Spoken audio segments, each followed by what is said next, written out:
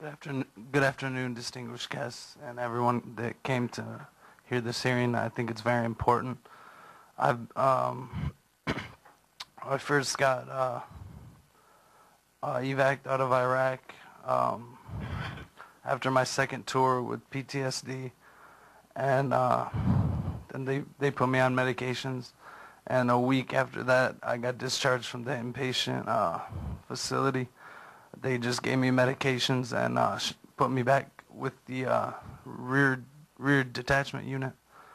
And I got in a bad car accident.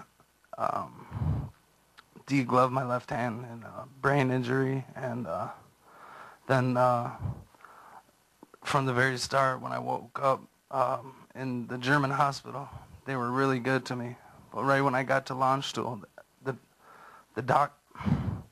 the doctor started telling me that I was in trouble, that I was doing something wrong, that something happened, that I did something wrong. And then it just kept on going. They wouldn't tell me. They wouldn't tell me what was up. So my stress, I'm thinking, I don't know what's going on. I just woke up from my accident and I'm totally messed up. Anyways, sooner or later, the doctors kept up that type of treatment toward me. And I think it was because I wasn't wounded in Iraq, just in Germany. So when I got to Walter Reed, the same type of treatment continued. It felt like I was a second rate. I told them, I was like, look, I've served 2 times in Iraq. I got sent back for PTSD. I'm having hard times. And they didn't listen to a word I said. All they said was, no, you're in trouble. You did something wrong. You're going back. So this whole time I'm sitting here in Walter Reed. They made me pay. They would give me day passes so that I could go stay at the travel lodge with my fiance when she came. They'd give me day passes, but they made me pay for my whole time during the time when I had to go.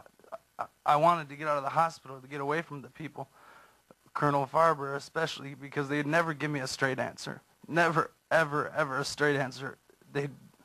So I paid for all that. Then after that, after the whole time they kept telling me, all I wanted to do, all I wanted to say or tell them was, please just let me go home and see my family for convalescent leave. I've been here in the hospital a month and a half. I need to go see my family. I haven't seen them in a long time. And they told me, you don't deserve, they said, you don't deserve convalescent leave because you raised your voice to our staff more than once. And it was right after surgery. I don't even remember it. So they tell me, you don't deserve it. So as soon as my fiance leaves after the month she stayed with me, they ship me right on a flight back to Germany. And they sent me back on a 4 days. So when I landed in launch stool wasn't even open. So they didn't even admit me. Made me carry around my own bag. I had a big ass hole in my stomach that was leaking out fluid. And I'm dragging this bag trying to find out who was going to pick me up.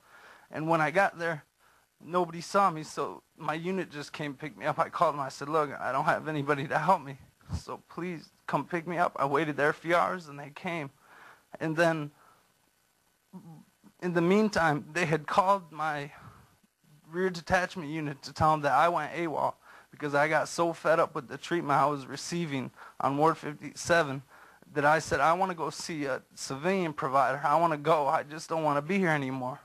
So now when I get back to the rear detachment unit, they're treating me like I'm the worst piece of crap on the face of that planet, thinking that I went AWOL. And they're treating me bad, real bad. I mean, I'm talking bad harassment the whole time. So then the next time I go in to see the doctor, I say, look, doc, I just got out of surgery a few days ago. I need something for pain. They didn't even barely give me enough. They didn't even give me enough to last the weekend. And he's like, no, you're not getting any more for pain. You're taking too much. He said, I'll give you like 5 pills. He said, that'll last you a week. And that was what I was taking in like an hour. So after that, I gave up all trust in any Army doctor. I gave up all faith. So I just sat in the room and just gave up. I sat there and just nothing happened. Nobody came to help me. And all they did, They never gave me a profile. Nobody ever even like told me, you know, you can go on convalescent leave. So I froze up. I froze up completely. I couldn't do anything. I mentally broke down and physically was breaking down over that time span. So then they shipped me back here to Walter Reed, and they shipped me to Ward 54, and they say, you know, oh, he's got TBI, you know, he's got this and that. They never talk about PTSD. They only want to know about my childhood. And so right when I get in there, right when I get here to Walter Reed the second time, I asked, can I go have a cigarette? I've been on a long flight.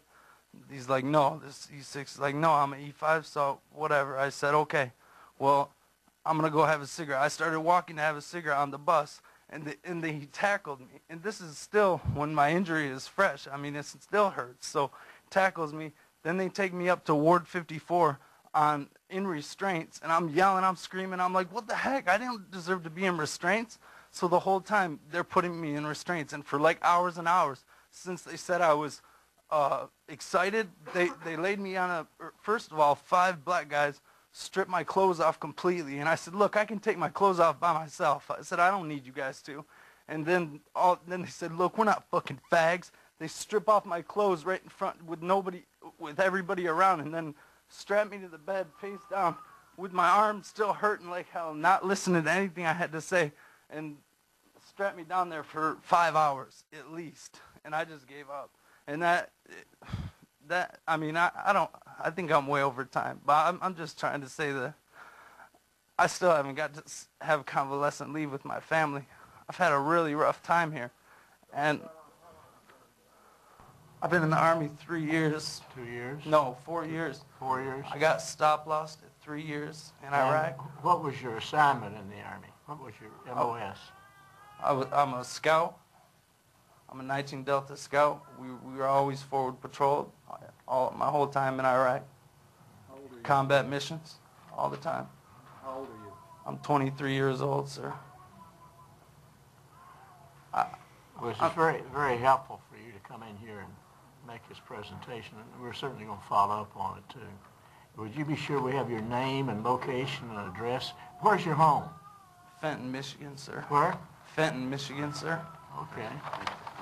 Another thing, there was 2 doctors especially that treated me very bad. Colonel Farber, he's a hand surgeon, and I don't know if he even works there anymore, but he's a Dr. Smith. He treated my mom horribly when she came down for 3 days. Wouldn't ever give us a straight answer. Told us, oh, we could get you in Malone House, we can. Oh, we can, you don't, you know, what they did is say, we don't have orders for you, so you can't get reimbursed for all the hotels you've been paying. And then I'm like, okay. So finally, when they say, okay, we got your orders, now you're going back to Germany, I said, look, please let me go see my family. I was like, in Germany, it's an hour from the hospital. Baumholder is an hour from Landstuhl. And I was like, I know that's what they're going to do to me. They're going to screw me. I knew it. And they were like, no, you're going to be fine. You're going to be fine. You're going to Germany. And just sure enough, I got to Germany and just nothing. I'm sorry. I'm sorry for taking so much time. Let's look into your file if we could. See if we can give you a hand. What's that, sir? We'll try to help you out. Thank you. I'm sorry to take so much time. Yeah, don't apologize for that. You had something to say, and you deserved a chance to say it. So as the Secretary said, we'll try to help follow up. Thank you for your service.